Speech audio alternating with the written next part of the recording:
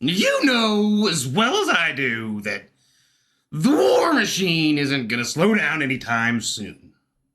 When you have a multi-trillion-dollar investment in weapons of war, you're probably going to go out and use some of them weapons for various different reasons. And here's the thing. I'm here to tell you I'm not going to be squeamish about these types of stuffs.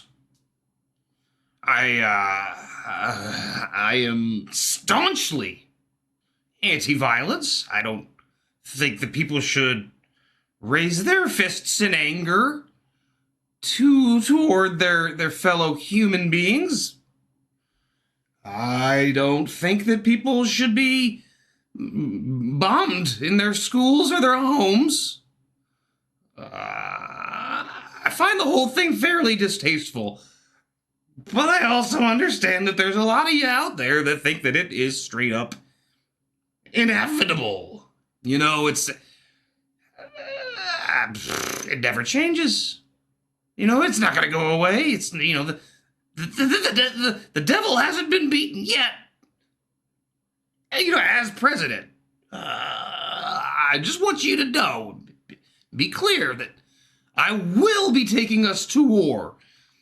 Several of them, as a matter of fact, even just in the first term. Hi, hi, I'm Johannes Snizithix, and I'm running for president. War, peace is the cycle. That's the cycle that our administration will keep to, sort of it'll have a nice little rhythm to it. We'll have extended periods of peace. But you know, there's people in the military and they have to have jobs to do. Look, here's the thing. I don't think that we should be sending people to go do murders and risk their lives. But I do think that the people that want to go out and do murders and risk their lives should be allowed to do so. In fact, it should be encouraged, and we should, keeping in with the rhythm method of a Snizithixian wartime, the peaceful, conscientious objectors that decide not to go overseas to fire weapons will stay at home and have sex with the wives of all of the men who have gone across, or I suppose the husbands of the women who've gone across, thirsty for blood. I wouldn't consider myself to be a sexist. I'm a equal opportunity purveyor of violence, if that is in fact your choice.